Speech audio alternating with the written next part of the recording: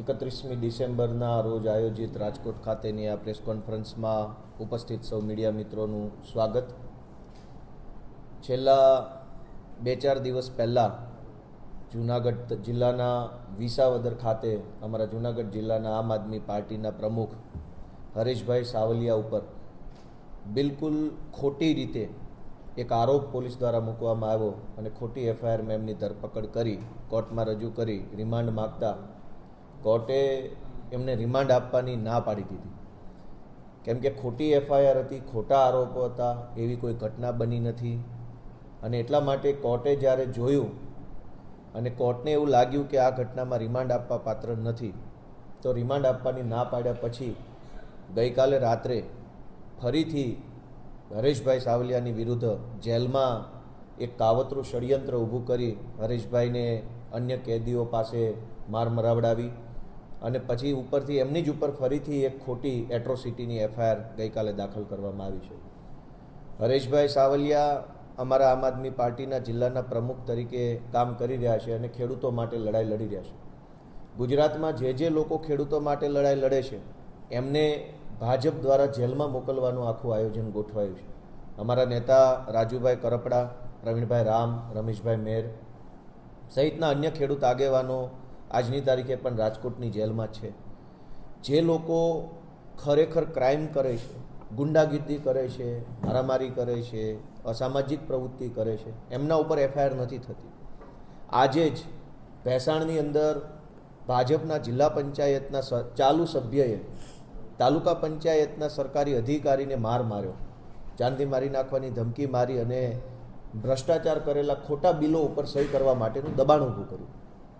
ભાજપના જિલ્લા પંચાયતના ભેસાણ તાલુકાના સભ્યએ જ્યારે સરકારી માણસને માર્યો તો એની મામૂલી બોલાચાલી હુંસાતુસીની એફઆઈઆર પોલીસે લખી।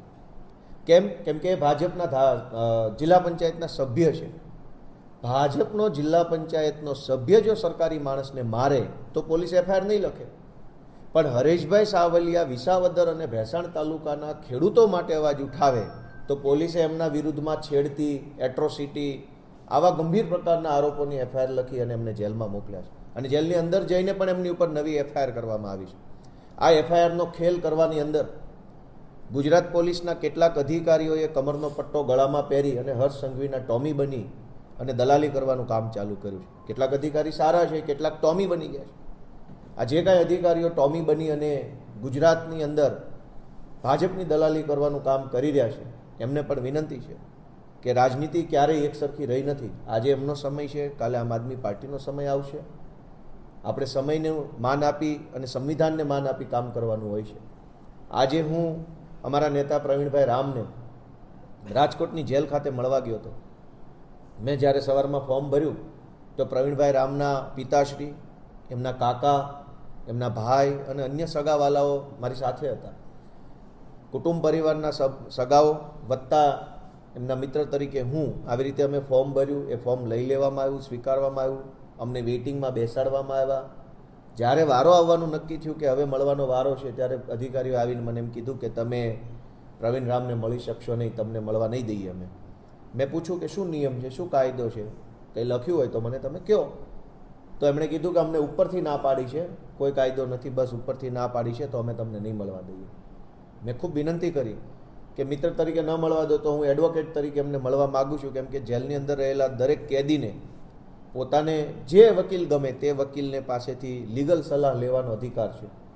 તો હું એમને એક વકીલ તરીકે મળવા માગું છું, તમે એમને અંદર જઈને જાણ કરો, હું બહારથી ફોર્મ ભરી દઈશ અને જો એને મારી સલાહ લેવી હશે, લીગલ સલાહ, તો એ અંદરથી આ પાડશે તો જ હું મળી શકીશ। તો મને વકીલ તરીકે મળવા દેવાની પણ આજે ના પાડી। આજે પ્રવીણભાઈ રામનો જન્મદિવસ છે એટલે મને એમ હતું કે એમને મળી એમના ખબર અંતર, સ્વાસ્થ્ય સંબંધિત સમાચાર પૂછીશ। એમના પપ્પા પણ હતા, એમની પણ ઈચ્છા એવી હતી કે આજે જન્મદિવસે મળીએ અને પ્રવીણભાઈને શુભેચ્છા પણ આપીએ, ખબર પૂછીએ। પણ આજે પ્રવીણભાઈના પપ્પા કે એમના સગા ભાઈ કે એમના સગા કાકા કે હું આજે કોઈ જેલમાં મળી શક્યા નહીં। ચારો તરફ અત્યારે ગુંડાગીર્દીનો માહોલ બીજેપીએ બનાવ્યો છે કે જ્યાં જુઓ ત્યાં આમ આદમી પાર્ટીના નેતાઓ ઉપર હુમલો કરવો, એમના જ ઉપર જૂઠી એફઆઈઆર કરવી અને કારણ વગરની હેરાનગતિ ઊભી થાય એવું કામ ચાલુ કર્યું છે। આ બાબતે આમ આદમી પાર્ટી અમારા જે કંઈ કાર્યકર્તાઓને હેરાન કરવામાં આવ્યા છે એમની સાથે છે। પરંતુ ગુજરાતભરની જનતાને મારો એક સંદેશ છે કે આ જે રીતે ખેડૂતોની લડાઈ લડનારા વ્યક્તિઓને ટાર્ગેટ કરવામાં આવે છે, એ લડાઈ લડતા હીરો માટે થઈ અને આવનારી તાલુકા જિલ્લા પંચાયતની ચૂંટણીમાં લોકો મતદાન જંગી સંખ્યામાં કરી ખૂબ બહુમતી સાથે આમ આદમી પાર્ટીને આશીર્વાદ આપી, સપોર્ટ આપી અને આ સરકારમાં બેસી ગુંડાગર્દી કરતા લોકોને સબક શીખવાડે એવી મારી સૌને વિનંતી છે.